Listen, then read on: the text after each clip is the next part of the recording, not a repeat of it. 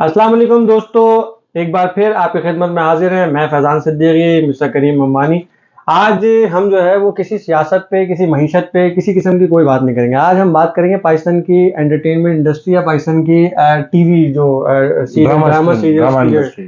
तो हम आज इस पे बात करेंगे। बहुत ही मशहूर होने लगा है एक ड्रामा जो कि ARY टीवी पर आता है और उसका नाम है बेबी बाजी। तो करीम मैं is one of the biggest fan of baby बाजी। नहीं नहीं, बहुत लाखों 1.2 लोग मिलियन व्यूज है यार, एकदम फौरन 2 घंटे। 2 घंटे में 1.2 मिलियंस मिलियंस व्यूज चले जाते भाई हैं। थोड़ा ओवरव्यू दे, थोड़ा थोड़ा सा ओवरव्यू दे। ओवरव्यू ये है बेबी बाजी का। बेबी बाजी सीरियल का जो स्टार्ट था वो बड़ा अच्छा सा, नटखट सा, फनी सा स्टार्ट था। और बेसिकली ये बेस्ड एक पाकिस्तान के जो एक कल्चर के अंदर जॉइंट फैमिली सिस्टम है ना, उसकी उसके ऊपर बुनियाद रखी गई है इस ड्रामे की। तो बेसिकली आपको जो ड्रामे का प्रोमो है उससे बड़ा फन लविंग ड्रामा लगता होगा, लेकिन ड्रामा अब जो है ना बहुत एक सीरियस मोड पे पहुंच चुका है। ठीक है। तो जॉइंट फैमिली सिस्टम में रहने वाला एक खानदान कैसे टूटता है, टूट के बिखरता है। सब बेटे अपने अपने अलग अलग घर कर लेते हैं और आखिर में जो अ, वालिदा है उनके पास रहने का वो ठिकाना नहीं रहता। नहीं तो नहीं, लंबे इसमें प्रभाव इसमें है क्या कास्ट है, क्या है मतलब इसमें। बेसिकली जो है ना अपना एक तो चार कपल्स है, तीन कपल्स हैं इसके अंदर, चार कपल्स हैं बेसिकली, दोनों माँ बाप को मिलाकर। और उसमें जो सबसे इम्पोर्टेंट वो है, वो एक सऊद साहब है और एक जवेरिया है जो एक्चुअल में भी हस्बैंड एंड वाइफ है। ठीक है। और एक हमाद है और सुनीता है, वो भी एक्चुअल में हस्बैंड वाइफ है। ओह मतलब ये घर का ड्रामा। घर का ड्रामा है। तो बेसिकली दोनों उसमें कपल्स हैं जो आपस में रोल्स में भी कर रहे हैं ड्रामे के अंदर, एक्चुअल में भी हस्बैंड एंड वाइफ है। तो इसमें बहुत एक टिपिकल कैरेक्टर जो है वो अजरा का कैरेक्टर है जो जवेरिया सऊद ने किया है। बहुत अच्छा कैरेक्टर उन्होंने इसको किया है और वो कैरेक्टर बेसिकली ड्रामे की जान है अगर मुझसे पूछे तो। पॉजिटिव नेगेटिव कुछ ऐसा? नेगेटिव है बहुत ज्यादा, बहुत नेगेटिव। ओह, और मेरी नजर में तो बहुत ही ज्यादा नेगेटिव है। आपको क्या लगता है? आपने भी देखा अजरा का रोल, क्या लगता है कि आपको लगता है कि रियलिटी में अजरा ऐसी हो सकती है या बहुत ज्यादा एग्जैजरेटेड है? देखिए मैंने अभी इवेंचुअली पूरा तो नहीं देखा है, लेकिन जितना मैंने देखा है उसमें जो झलकियां दिखाई, जो मैंने देखी, उसमें ऐसा लगा कि बहुत ज्यादा ही हो गई। मतलब बात बात पर लड़ाई, बात बात पर, यार ऐसा नहीं होता। मतलब बेटा बैठा है उनका, जो वालदा है उनकी, वो जो सास जो है, बेबी बाजी, बेबी बाजी जो है, बेबी बाजी जो है वो बैठी हैं, उनके उनके बेटा बैठा है, यानी कि उसका जवेरिया का शौहर जो है, अजरा का शौहर जो है, वो बैठा है और उसके सामने वो इतनी बदतमीजी करती है। फिर वो मंगनी शादी में बदतमीजी, ये इतना एक्सट्रीम हो गया, इतना नहीं हो सकता। मैं नहीं कहता भी नहीं है। शौहर कुछ नहीं कहता, ऐसा नहीं हो सकता, मैं नहीं मानता। पाकिस्तानी माशरे के अंदर इतना हो जाए, इतना नहीं होता है, बट इतना हो जाए मैं नहीं मानता सर। ये मुझे नहीं लगता। ये तो एक्सपीरियंसेस पे डिपेंड करता है ना, आपका ऐसा कोई पाला नहीं पड़ा है। अल्हम्दुलिल्लाह मेरा ऐसा कोई पाला नहीं पड़ा। अल्हम्दुलिल्लाह मैं शादीशुदा हूँ, अल्लाह का बड़ा एहसान है, ऐसा कोई पाला नहीं तो पड़ा। इस ड्रामे का जो मेन कैरेक्टर अजरा, बेसिकली जो ड्रामे की जान है बेसिकली अजरा, लेकिन जो मेन कैरेक्टर है वो है बेबी बाजी। अब बेबी बाजी मेन कैरेक्टर क्यों है? क्योंकि वो थ्रू आउट अपना जब बच्चे बड़े घर हो रहे होते हैं तो पूरे घर की एक तरह से वो बादशाह जो होते हैं सिद्दीकी साहब, उनकी बेगम होती है। तो उनका सारा घर में जो है सिस्टम चलता है, जो वो खाना पकवाना चाहती है वो खाना पकता है, उनके हुक्म से सारी चीजें होती तो हैं। फिर फड्डा कहाँ है? तो फड्डा यहाँ है कि फड्डा यहाँ होता है जब सिद्दीकी साहब फौत हो जाते हैं। ओके, ठीक है। हाँ तो मैंने ये नहीं देखी हाँ, सीरियल। सिद्दीकी साहब फौत होते ऐसे हैं कि भाई जब उन पे बहुत ज्यादा प्रेशर आता है और बच्चे अपने अपने हिस्से का मुतालबा करने लगते हैं। और खास तौर पे जब वासिफ की शादी होती है, जब वासिफ की सेकंड शादी, बेटा। हाँ नहीं थर्ड वाला, सेकंड नसीर की तो शादी हो हाँ, चुकी है, थर्ड वाला थर्ड बेटा, वासिफ सही। की शादी होती है फरहद के साथ। तो अब तक तो जो दूसरी बहू होती है, मंजरी बहू अस्मा, वो तो हर चीज सुनती है, सुन के और अनसुना कर देती है, यानी इग्नोर करती है। दरगुजर करने वाली खातून है, बहुत सही मानों में दरगुजर करने वाली खातून है। वो दरगुजर करती हैं और तो इतना कोई घर में मसला नहीं होता। अजरा जो भी बोलती रहती हैं वो दरगुजर करती है। और बेबी बाजी खुद भी जो है ना अजरा की नेचर से वाकिफ होती है, तो वो भी कुछ ज्यादा नहीं कहती हैं। ठीक है। लेकिन जो नई बहू आती, तीसरी बहू फरहद, वो जरा मुंह फट होती है, सीधी बात नहीं है। तो वो अजरा की जो बात होती है उसको स्ट्रेट फॉरवर्ड जवाब दे देती है पहले दिन से, डे वन से। यानी क्लैश स्टार्ट हो गया। क्लैश वहीं से स्टार्ट होता है और वहीं से क्लैश उस हद तक जाता है कि सिद्दीकी साहब अपनी हयाती में, जब वो हयात थे इस ड्रामे के अंदर, सिद्दीकी साहब और बेबी बाजी दोनों, जमाल जो कि सबसे बड़ा बेटा होता है और अजरा का शौहर होता है, उसको कहते हैं कि यार तुम ये घर छोड़ के अलग रह लो, अलग हो जाओ। तो इस डिसीजन होने के बाद अजरा उल्टा आती कहती हमें हिस्सा मिलेगा, तुम अलग होंगे, ओहो, ऐसे अलग नहीं होंगे। तो ये बात सिद्दीकी साहब को जो ना मुस्तैद यहाँ मतलब जाके लगती है यहाँ। ओहो। और पहले भी बहुत 3-4 वाकयात हो चुके हैं, जो फैंस फॉलो कर रहे हैं वो तो सब जानते ही बहरहाल। लेकिन हुआ ये कि अल्टीमेटली वो फौत हो गए, और उनके फौत होने के बाद से जो उनको खदशा था, जो फौत होने से पहले अपनी बेगम से आखिरी मरतबा वो मिले, तो उन्होंने कहा कि मुझे सिर्फ तुम्हारी फिक्र है और किसी की फिक्र नहीं, ठीक है, कि तुम्हारा क्या होगा। और उसको उनको कह के जाते हैं विवाजी को कि तुमने हिम्मत रखनी है, तुमने अभी तक बहुत हिम्मत का मुजाहरा किया, तुमने आगे भी हिम्मत का मुजाहरा करना है। ये कहकर सिद्दीकी साहब असर की नमाज में फौत हो जाते हैं। आहा। ठीक है। तो उसके बाद होता ये है कि बेसिकली सब बच्चे अपने अपनी जायदाद का बंटवारा कर देते हैं। बंटवारा होने के बाद जो है ना, अजहर फोर्स करके बेबी बाजी को अपने साथ ले जाती है, क्योंकि अजरा की नजर बेसिकली बेबी बाजी के हिस्से पे होती है और उनके सोने पे होती है, ठीक है ना। तो उनको ले जाती है अपने साथ। तो लबे लो अब ये है कि जब उन अजरा का काम हो जाता है, गोल्ड वोल्ड वो चोरी कर लेती है, तो उसको अपने घर से निकाल कर और दोनों भाइयों को बुलाती है। सिर्फ वासिफ आता है, नसीर नहीं आता, और वासिफ को जोर जबरदस्ती फड़ा देती है बीवी बच्ची को, कहती है इसको ले जाओ अपने पास को। जैसे ही वासिफ अपने घर ले जाता है तो फरत वहां बड़ी, उसको भी बड़ी तकलीफ होती है। मुश्किल उसने महीना उसको अकोमोडेट किया होता है बीवी बाजी को, अपनी सास को, और वो भी अच्छे एनवायरमेंट में नहीं, कहीं जाते हैं आते, कहीं इन्वॉल्व नहीं करते, जैसे बस घर में पड़ी है कोई खातो, ऐसे ऐसा रिएक्शन होता है। एक मरतबा तो ऐसा होता है कि दूध नहीं होता चाय के लिए, वो अकेले होते हैं घर में, तो वो पड़ोस से दूध ले लेती है। तो उस पे इतना सुनाते हैं उनको, इतना सुनाते हैं, इतनी सास को इतना सुनाती है वो कि तुम आपने हमारी बेइज्जती करा दी। और बेटा माँ का साथ देने की जगह वासिफ अपनी बेगम का ही साथ देता है, कहता है अम्मा ऐसा नहीं होता इस इलाके में, ये पुराना इलाका नहीं है, ये हमारी रेपुटेशन खराब कर दिया आपने, तो ये हाल है। तो बहरहाल दिल बर्दाश्त हो जाती पड़ी वहां पर भी। आखिर में होता ये कि भाई वो पुश करके वो भी जो है बीच वाले बेटे के पास छोड़ आता है बेवाजी को। और चूंकि अस्मा अच्छे दिल की होती तो रख लेती है, लेकिन उनका जो बेटा है नसीर, वो नहीं चाहता कि वो वहां रहे। माँ को नहीं चाहता। जी जी, वो नहीं चाहता माँ ओहो। हमारे साथ रहे। यहाँ उल्टा है, यहाँ बेगम नहीं चाह रही उनकी, वो बेटा खुद चाह रहा है कि माँ यहाँ पे नहीं रहे, ठीक है ना, क्योंकि उनके भी कोई अफेयर्स चल रहे हैं बाहर, तो खातून के साथ, तो खातून चाहती है कि वो बेटा माँ को ना रखें। लबे लुबा ये है कि अल्टीमेटली कल आखिरी किस्त जो गुजरी है उसके अंदर बीवी बाजी पहुंच गई है ओल्ड एज होम में। अभी कंटिन्यू है ड्रामा। कंटिन्यू ड्रामा, क्योंकि अजरा ने उनको लास्ट एपिसोड में धक्के मार के बाहर निकाल, यहाँ से पकड़ के उनको धक्के मार के बाहर निकाल दी। तो बेटे ने कुछ नहीं किया। बेटा तो घर पे था ही नहीं, उसको पता ही था। बाद में जब बेटा आया तो उसको उसने कोई टॉपिक बना दी, तो वो खुद से रक्षा में बैठ के वासिफ के पास चले गई। अब ना वासिफ के पास गई, वो चले गई ओल्ड एज होम। ठीक है।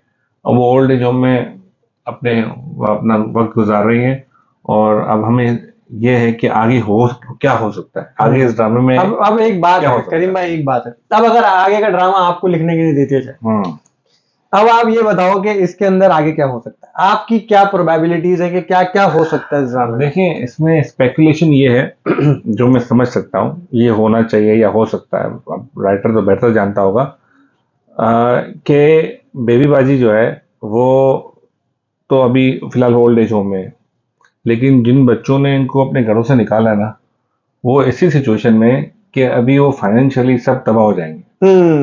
ठीक है। और जो सबसे छोटा बेटा है जिसको कुछ भी नहीं पता, अच्छा, वो लाहौर में, चूंकि लाहौर में काम है, बहुत मगन है, और अपना बहुत बिजनेस भी डेवलप कर लिया लाहौर में उसने, तो उसको अभी तक कोई सिचुएशन नहीं पता। तो मुझे लगता है वो पिक्चर में आएगा, और उसकी पिक्चर में आने के बाद जो है माँ को वो पिक कर लेगा और ये तीन भाई जो है तबाह हो जाएंगे, और फिर आखिर में माफिया मांगेंगे, और ये ड्रामा रैपअप हो जाएगा। मतलब इंडियन ड्रामे की तरह ही एंड हो जाएगा, जैसे इंडियन फिल्म थी एक। हो सकता है। अभी इसमें ट्विस्ट है, जैसे हो सकता है उनका इंतकाल हो जाए, जैसे मेरे पास, जैसे मेरे पास तुम हो में हुमायूं अजीज जो है वो मर जाता है, ठीक है, हम सोचते हैं इसकी बस जाएगा, उसी तरह इसमें हो सकता है कोई ट्विस्ट हो सकता है, हमें पता नहीं है, लेकिन स्पेकुलेशन यही कहती है, जो हालात चल रहे हैं, कि लगता है ऐसा है कि सब का काम तमाम हो जाएगा।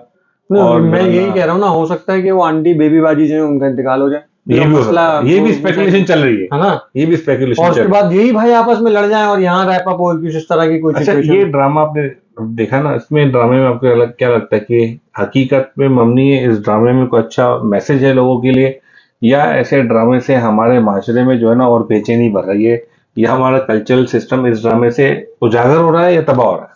सर देखिए, मेरी अगर ओपिनियन मानेंगे ना आप, तो मेरी ओपिनियन तो ये है कि इस तरह के ड्रामे नहीं होने चाहिए, एटलीस्ट हमारे यहाँ नहीं होने चाहिए। देखिए हमारी जिंदगी गुजर गई, हमारे आबा अजदाद ने भी कंबाइंड फैमिली सिस्टम में गुजारा गया, हमने भी किया। और यार जहाँ मैंने पुराने वक्तों के लोगों से कहावत सुनी है कि जहाँ बर्तन होते हैं वो खनकते तो हैं, तो इस तरह की कोई सिचुएशन है तो ये होता है। और हम आपस में भी अगर 3-4 भाई बहनें हैं तो वो बचपन से लड़ रहे होते हैं, गुजर रहे होते हैं, लेकिन अगले दिन फिर एक होते हैं। लेकिन तो इस तरीके से लेकिन वो होना बाज़ चाहिए। औक़ात लोग चाहते हैं कि उनकी अपनी प्राइवेसी होती है, फिर एक अगर टॉक्सिक माहौल क्रिएट हो जाए, जैसे कि अगर देखा जाए जैसे वासिफ के साथ हुआ, वासिफ को प्रेशर उनकी बेगम की तरफ से भी था, अपने खानदान की, अपनी वालदा की, वालदैन की एक्सपेक्टेशन से भी था, तो बीच में पिस सा गया, उसकी जो परफॉर्मेंस थी एट वर्क वो कम्प्रोमाइज हो रही थी।